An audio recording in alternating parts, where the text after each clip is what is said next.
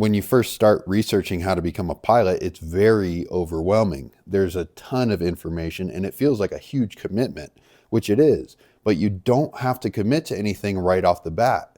You can explore, you can dip your toes in and learn about it a little bit. You can try it out. There are ways to prototype it, and that's what I'm going to talk about. There's 3 distinct phases: the exploration phase, the decision-making phase, and then the training phase after you've committed.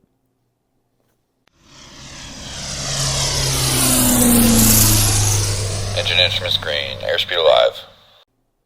So first, let's talk about the exploration phase and how you can go down the path and check it out a little bit, how you can get involved and learn more without committing. Then we'll go into the decision-making process. I'll walk you through what it's like and kind of some things you need to think about and consider before you commit. Finally, we'll go into the committed stage when you're actually training hands-on. That's when you put in your time and money. And we'll talk about what that's like and how the process looks as training starts to unfold. So starting with the exploration phase, that's the fun part. That's when this is all exciting and fresh. You get to have a lot of fun during this phase. You get to meet people, talk to CFIs, go to flight schools. You get to get in the plane and fly around and check it out. That's your discovery flight. But it's not just about a discovery flight. There's a lot of stuff you can learn and participate in this stage. So it is very simple to go online and Google discovery flight in my area, and you can find flight schools that'll take you on a discovery flight. That's cool. That's a good option. But there are so many other ways you can talk to people and meet people.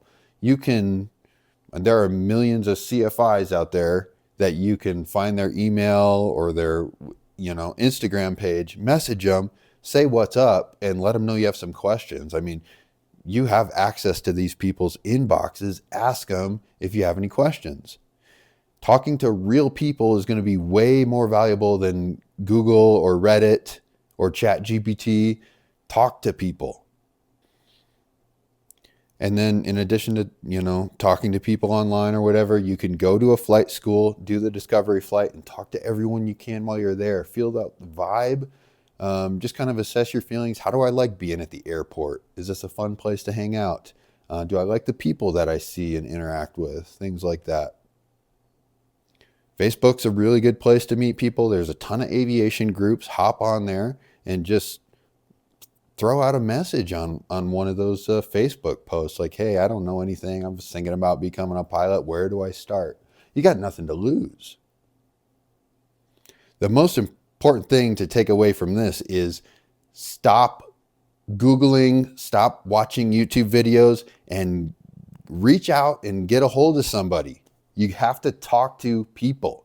Go to an airport, get in a plane, or just simply at least talk to someone online or give them a phone call or something like that. The more real people you talk to, the more this kind of whole thing gets demystified. It becomes a little more realistic. If you want to deep dive on choosing a CFI, I have a video specifically about that I'll link into that has a ton of information. And then one last part in this exploration phase before we get into the decision making. If you think you like it, you're enjoying the airport, you're enjoying the planes, before you decide on training, you have to see if you're eligible to have a pilot's license. You have to get a medical. You get your medical certificate from an aviation medical examiner. If you want to be a professional airline pilot someday, you need a Class 1 medical. If you just want to fly for personal reasons, there's other qualifications on your medical for that. I'm not going to get into it. Talk to your primary care physician if you need to before going to an aviation medical examiner to make sure everything is together before you have that AME appointment.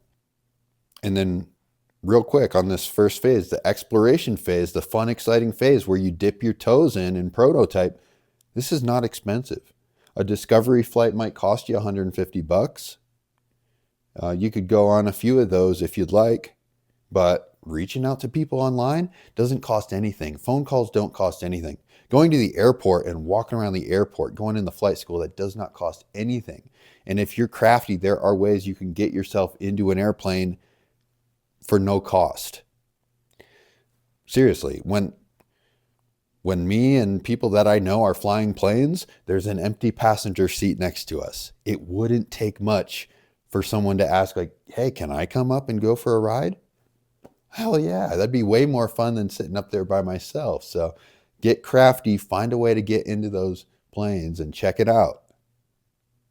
Your medical might cost $125 or something. I don't know what those cost, but anyways, for $100 or $500 or something, you can explore a lot in this whole aviation industry. You can meet people and make friends and start to figure out that's where you're going to get your information that helps you make the decision, should I be a pilot? Okay, phase 2, the decision-making phase. So you decide you like it and you want to get realistic about this. Can I actually do this? Is this something I can do? Well, anyone can be a pilot. You don't have to be exceptionally smart. You don't have to be exceptionally skilled in your kind of motor skills or spatial awareness. Yeah, there's a base level. This is not incredibly easy, but it's accessible for anyone that wants it. The biggest thing you have to think about is why you want to do this, because it's easy to get burnt out and give up. So you need to figure out why you want it. You know, personally for me, it's the career that you can pursue. Good pay, good schedule, engaging, exciting. I'm just inspired when I think about the path, not the destination. I'm talking about the whole journey, the whole thing, becoming a CFI, getting my first student, and then stepping into my first job flying passengers or something. Just the whole thing is intriguing to me. And at this point, I know enough about it because I've met people and I've talked to people. So I know what to expect on this path going forward.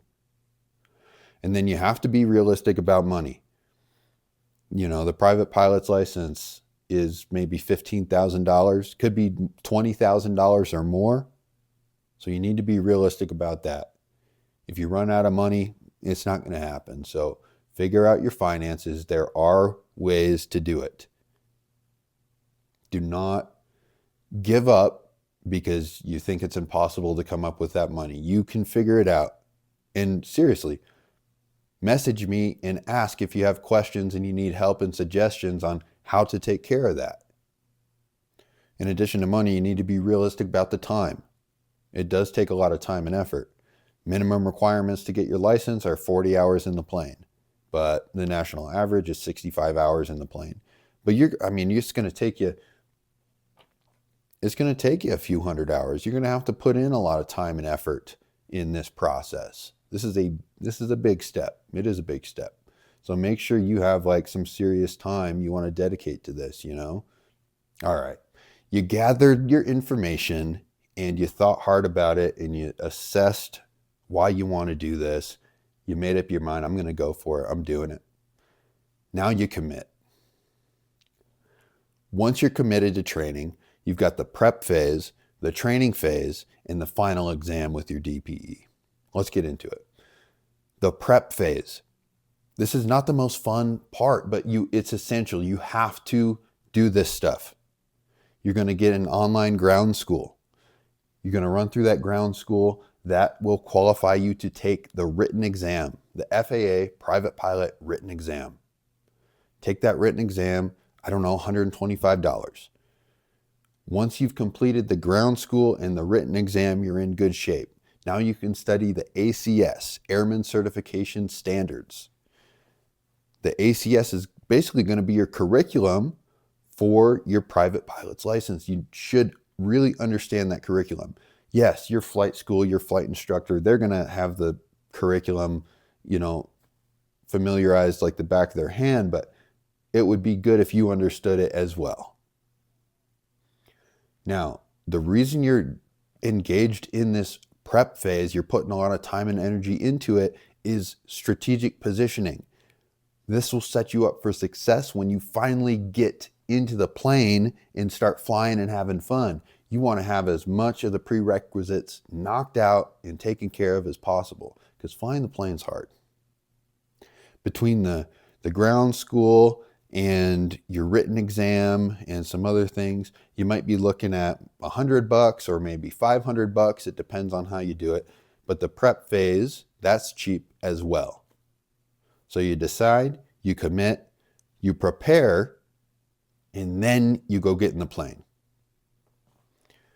The training phase, hands-on in the plane, this is why we signed up. This is what we were dreaming about. This is what we were thinking when we first started researching. What is it like? What is flight training like? It's incredible. It's really hard. It is hard. I don't say that to deter anyone. I know lots of people that have become pilots, all different kinds of people you'll meet in flight school. And so don't say to yourself, I don't know if this is going to be for me or not. If you want it, you got it. In this phase, you really need to be committed. I suggest flying at least 3 times a week. So get your schedule set up that you can go fly 3 times a week.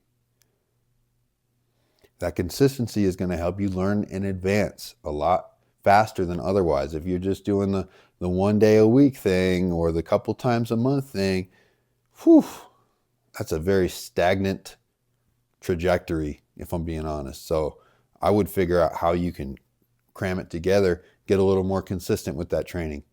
3 times a week, you can fly 15 times a week if you have the lifestyle to accommodate. During this phase, you are going to ask yourself, should I give up? It's hard. You're going to think about quitting. This part weeds out the people that really want it and the people that are kind of on the fence about it. So go back to that introspection you did earlier about like, why do I actually want this, And you should have gathered enough information in that exploration phase to know how cool and exciting and worthwhile this is to get you through the hard times, because you're going to encounter some tough times. But that's what makes it worth it. Anything in life worth having requires a lot of effort. Yeah, and then the cap at the end of the training phase, your check ride, private pilot check ride. The DPE is going to come give you an oral examination and the practical exam in the airplane. This is stressful. This is a big test. It's not incredibly hard if you're prepared. You should be prepared. The ACS literally lines out the entire exam, so you know what to expect, well, to an extent. Recognize when you go into this exam, this is just 1 day, a snapshot of the whole training process. People do fail. It doesn't mean that they're bad pilots. It means they just didn't quite get within the standards on a certain question or maneuver. And that doesn't mean they're bad pilots. Nobody's going into their private pilot check ride 100% on the ACS. Something like steep turns, you have to perform the maneuver plus or minus 100 feet altitude. Yeah, 9 times out of 10, I'm going to nail it. But I still make mistakes, and quite often where it's like I lose a couple 100 feet. Oh, shoot. And you try to recover and you don't quite get it together. That happens sometimes. And if it happens on your check ride, yeah, you fail the check ride. If you get unsatisfactory on your check ride, you can retake. And when you retake, you only have to test the items on the ACS that you were unsatisfactory in. So theoretically, you only got unsatisfactory on one thing on the whole check ride. You can get with that DPE again in the future. Go out and fly, just do that one maneuver. You got it good. Private pilot's license. If you want to hear about my private pilot check ride, I got a video all about that. I'll link it. It was fun. All right, y'all. Bottom line is You have to get out there. You have to get out there. You cannot learn about becoming a pilot. You cannot decide whether or not you want to be a pilot sitting at home, looking at the computer screen, looking at your phone, Googling and such. Yeah, the research is fun and it's important, but you have to talk to real people. You have to go to the airport. You have to get in the plane. And it doesn't have to be expensive. You can check this stuff out in real life and get a feel for it and meet people and talk to people.